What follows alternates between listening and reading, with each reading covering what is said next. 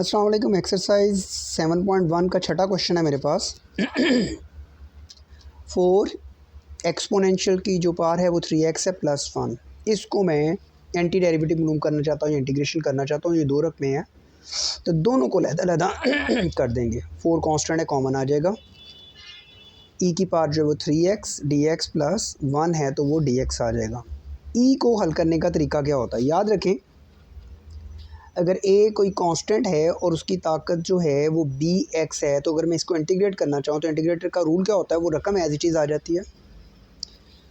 इसका derivative differentiate करेंगे b तो वो बटे में होता है, और ये जो कांस्टेंट होता है उसका लॉग होता है। अब ज़ाहिर बात है, जब मैं इसको करने लगा हूँ तो ये x की जगह a की जगह पे e है, तो क्या करेंगे, ये वैसे का वैसे ही आ जाएगा। इसको मैं डिफरेंशिएट करूँगा तो 3 आएगा, जो मैंने ये लिख दिया है। यहाँ पे log e आना है, log e क्योंकि 1 होता है, मैंने लिखा नहीं है, ठीक है। प्लस 1 को करेंगे x तो प्लस c।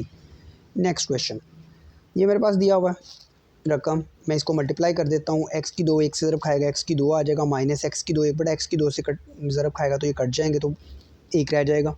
दोनों को मैंने अलग-अलग कर दिया।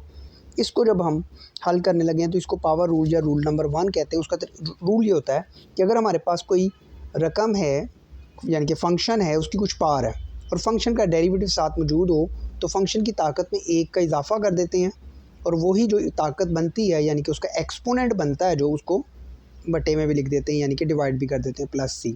तो इस रूल के मुताबिक क्योंकि x का डेरिवेटिव 1 होता है, जो मौजूद होता है हर जगह पे, तो ये हो जाएगा x की 3/3 और माइनस 1 को करेंगे x और प्लस c कोई कांस्टेंट है। नेक्स्ट देखिए जी, 8वां क्वेश्चन है। ax की 2 जमा bx जमा c है, तो मैं इसको 3 रकमें हैं तो तीनों को अलग-अलग कर दूंगा। a इसके साथ एज अ कोफिशिएंट है तो कॉमन आ गया, इसका b कोफिशिएंट है तो कॉमन आ गया, ये c कांस्टेंट है बाहर आ गया तो यहाँ पे 1 बच गया। अब इसको मैं करता हूँ उसी रूल के मुताबिक, a आ गया, x की 2 है तो x की 3/3 हो जाएगा, 1 जमा करूँगा तो ये b, x है ताकत में 1 जमा करूँगा 2 हो जाएगा, क्योंकि जिसकी कोई ताकत नहीं होती यानी कि एक्सपोनेंट नहीं होता, 1 होता है। तो x का स्क्वायर बटे में 2 आ जाएगा, जमा ये c, तो 1 को इंटीग्रेट करेंगे तो x आएगा, प्लस c डैश, ये कोई कांस्टेंट क्योंकि c यूज़ हो रहा है इसलिए मैंने वहाँ पे c डैश लिख दिया है। नेक्स्ट चलते हैं जी क्वेश्चन नंबर 9 की तरफ। 2x की 2 जमा ex लिखा हुआ है, ये दो हैं तो इनको मैं अलग-अलग लिख लूँगा, 2 इनको कोफिशिएंट है, कॉमन लिख दिया मैंने, ये आ गया। ये उसी रूल के मुताबिक 2x की 2 है तो x की 3/3 हो जाएगा, यानी कि ताकत में 1 जमा करेंगे, जमा ex को करेंगे तो ex ही आएगा। x का डेरिवेटिव 1 होता है तो बटे में 1 लिखने की ज़रूरत नहीं है, log e 1 होता है इसलिए लिखने की ज़रूरत नहीं है, plus c constant. Next question की तरफ चलते हैं, क्वेश्चन नंबर 10। ये देखें, x का जज़र है यानी कि स्क्वायर रूट अंडर, यानी कि इसको पढ़ देंगे under root x minus 1 over under root x whole square. इसका स्क्वायर मैं खोल देता हूँ, a स्क्वायर यानी कि ये a माइनस बी का स्क्वायर जो होता है A square plus B square minus 2ab वाला फार्मूला। तो a यानी कि जो पहली रकम है x का जज़र, उसका स्क्वायर होगा x प्लस इसका होगा 1 ओवर x, माइनस दोनों को मल्टीप्लाई करूँगा तो ये आपस में कट जाएगा, -2 dx।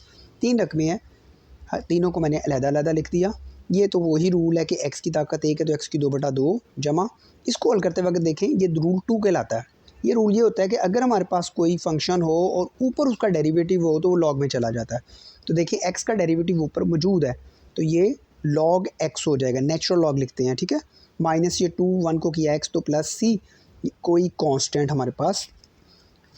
उसके बाद 11 है क्वेश्चन नंबर, x की 3 जमा 5 x की 2 माइनस 4 बटे में x की 2, तो ये इसका एलसीएम है तो इसलिए हर एक के नीचे मैंने अलग-अलग इसको लिख दिया है। तो x की 3 x की 2 को काट देगा तो x रह जाएगा, x की 2 x की काट देगा खाली 5 रह जाएगा, साथ साथ मैं अलग-अलग भी लिखता जा रहा हूँ। -4 बाहर लिख दिया तो 1 ओवर x स्क्वायर बच जाएगा। ये नीचे से ऊपर मुझे लिखना चाहिए था, यानी कि x की ताकत -2 लिखना चाहिए था।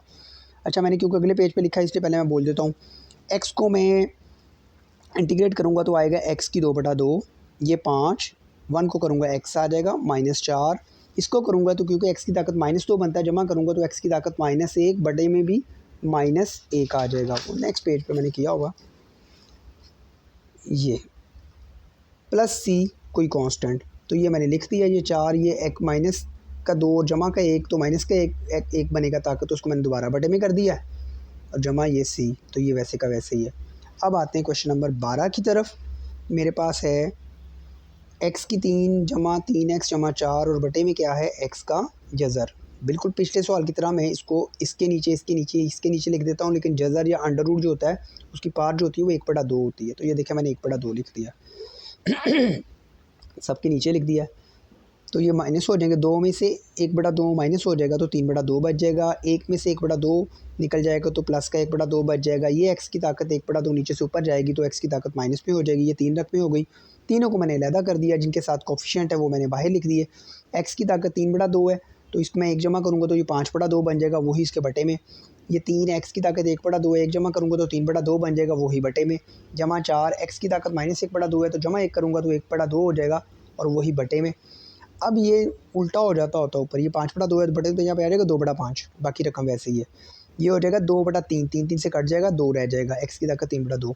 ये 2/1 होगा तो वो 2 4 से तरफ खा के 8 हो जाएगा। x के ऊपर क्योंकि ताकत 1/2 है तो उसको हम जज़र में लिख सकते हैं, तो x के ऊपर मैंने जज़र लगा दिया और प्लस c। क्वेश्चन नंबर 12 तक हो गए हैं, बाकी के क्वेश्चन नेक्स्ट वीडियो में करेंगे। तब तक के लिए अल्लाह हाफिज़।